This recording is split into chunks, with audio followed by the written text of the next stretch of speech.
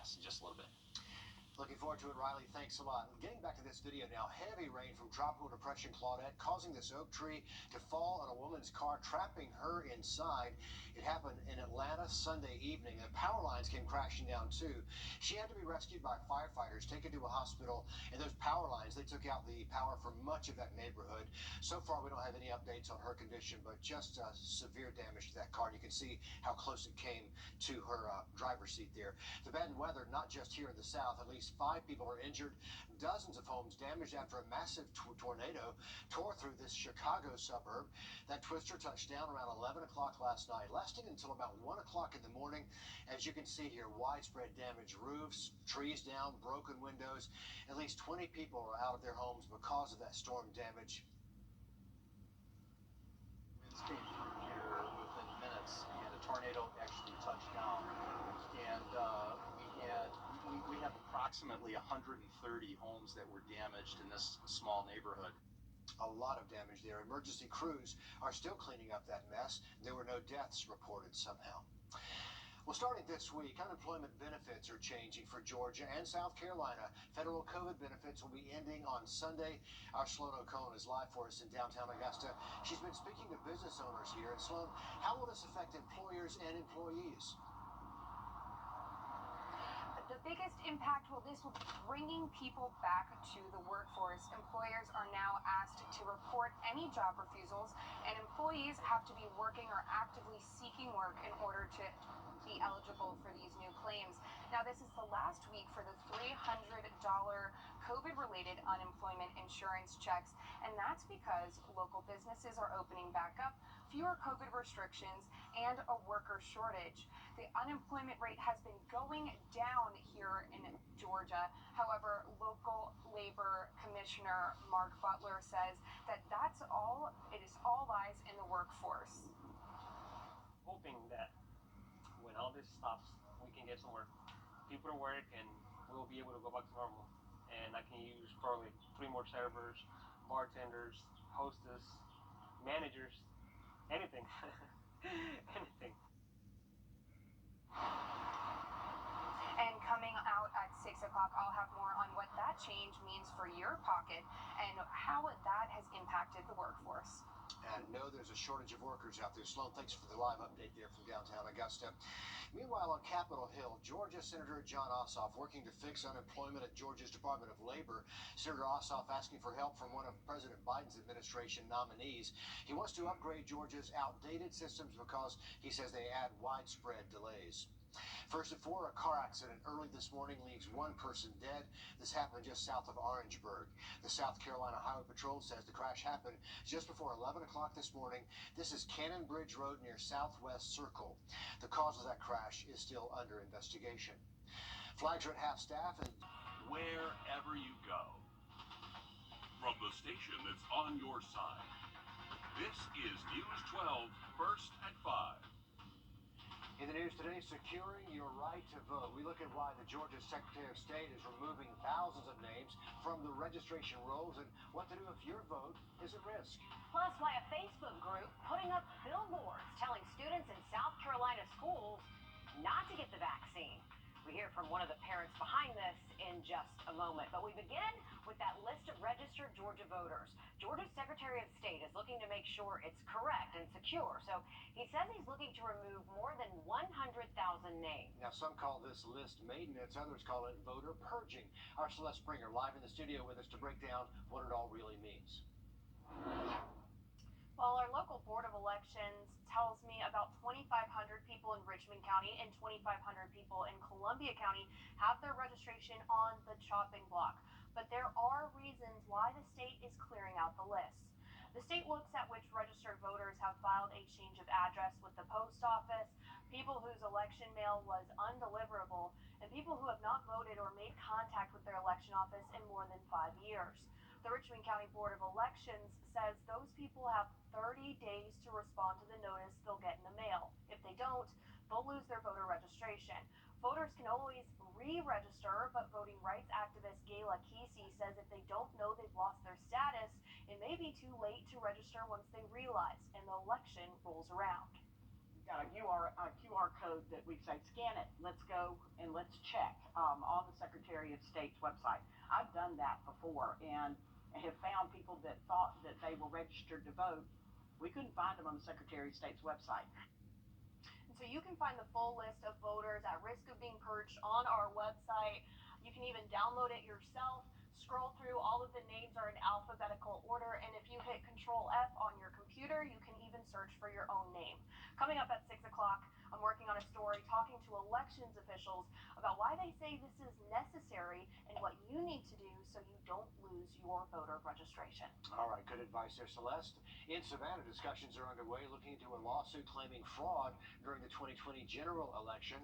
A judge hearing arguments in favor of dismissing ballots from Fulton County. Last month, a Superior Court judge ordered the paper ballots be unsealed so the petitioners who filed the lawsuit can inspect them. But before that happened, Fulton County, the county election board, and the county court's clerk all filed motions asking the judge to dismiss the lawsuit. We'll let you know when and if a decision is made in this. All right, taking a look outside. Coming up in your first alert forecast. All right, thanks, Riley. We are more than a year out still for the next statewide election in Georgia, but already we're seeing local groups getting ready. You're looking at a voter registration event held earlier today. This was at the Augusta South Family YMCA off of Tobacco Road. Now, all this comes as Georgia's Secretary of State says his office will remove more than 100,000 names from the state registration rolls because they're outdated. So how do you know if your file is outdated? And if it is, what can you do to update it to make sure your vote counts? Our Celeste Springer is on your side with those answers. Our local Board of Elections offices tell me about 2,500 Richmond County voters and 2,500 Columbia County voters are at risk of losing their voter registration. I spoke to voting rights activists about their concerns and what elections officials say you need to know. Gayla Kesey spent the day checking voters' registration statuses. We've got a QR code that we say scan it. Let's go and let's check on the Secretary of State's website. I've done that before and have found people that thought that they were registered to vote. We couldn't find them on the Secretary of State's website. She says removing voters from rolls puts people in danger of realizing when it's too late.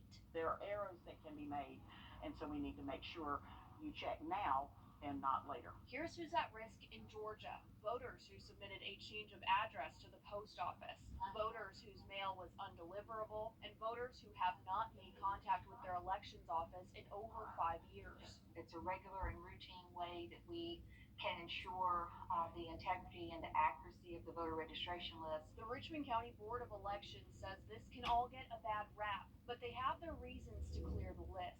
I do believe that this group of 2,500 are rightly identified on this list as at least being questionable whether or not they're still in the area and still need to remain on our list. But one of the biggest things she wants people to know how important it is that people be aware of their voting status and not be caught off guard by things like this when it's too late to do anything about it. So you won't be denied your ballot. And Lynn Bailey says people will get a note in the mail sometime this week if they are one of those at risk of losing their registration. She says they'll have 30 days to respond, but they can always re-register to vote as well. Here's how to check if you're at risk. You can head over to our website. We have the full list on here. You can also download the file yourself from here as well. And you can scroll through. This is all in alphabetical order, and you can also hit Control F on your computer and search for your name as well. All right, really good advice, all right there on the WRDW website. Celeste, thank you. There are now 4 names in the hat to be Augusta's next mayor. Today we confirmed local entrepreneur Brian Marcus has filled out the paperwork to run for office. And here's a look at all of the candidates.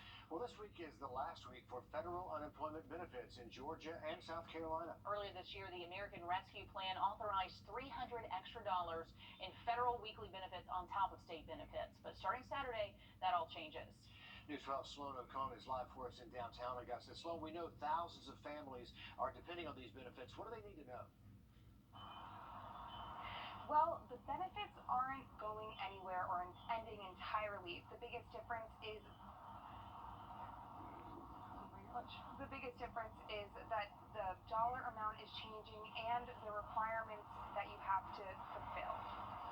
The worker shortage in the restaurant industry is something Ramiro Galvin has seen firsthand. As soon as, the first stimulus check came in, the guys from there actually like. This is the last week that requirements make thousands eligible for a $300 unemployment check. After the 26th, the new requirements to receive $150 weekly is to be able, available, and actively seeking work. A lot of people didn't want to work, and the ones that actually were showing up, they were just showing up with a little piece of paper saying, I show up to work, will you sign it for me? The changes come with fewer COVID restrictions, businesses opening, and a worker shortage. Even though I'm one of the owners, I'm nothing without my employee.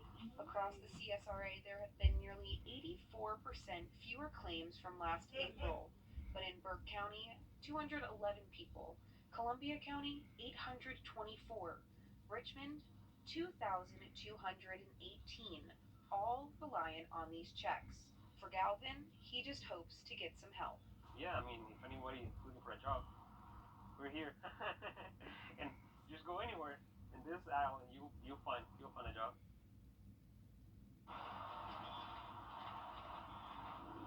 There are over 238,000 jobs listed on the Department of Labor's website. To register, go on employgeorgia.com and submit your resume. All right, Sloan, thanks for the update there. If you're on the South Carolina side, scworks.org, that's a great resource for job seekers. You can check that out at the address listed right there on the bottom of your screen. While COVID is starting to move behind us, new numbers show it isn't over yet. In South Carolina, a few counties in our area have some of the highest rates of COVID cases in the state. Over the last 2 weeks, Bamberg County has the second highest rate of cases in the state. Allendale and Barnwell not too far behind. The good news in all this, statewide cases are down 60% from the previous 30-day period. On both sides of the river, the message to keep COVID infections down is the same: get vaccinated. New at 6 o'clock, we're learning Augusta commissioners have plans to talk